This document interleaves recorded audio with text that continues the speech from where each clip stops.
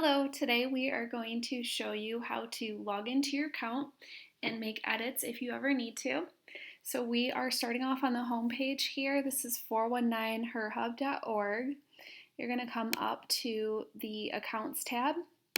You can click on Subscriptions. This will take you to your login page. So you're going to enter the email address that you registered with. Mine is a little different. I have a username, so ignore that. That should be your email address. Enter your password.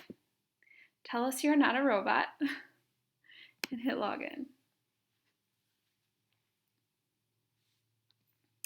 Now what you need to do is go and find your directory or your listing in the directory.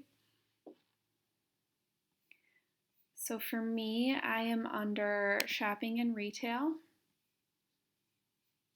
I am Kate Noel Jewelry, so just click on that.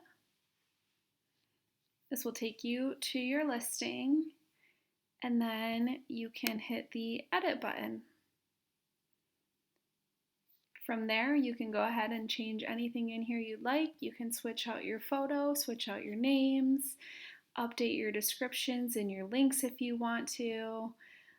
Whatever you need to do, it's all here for you. If you have any questions, please feel free to email us at hello@419herhub.org.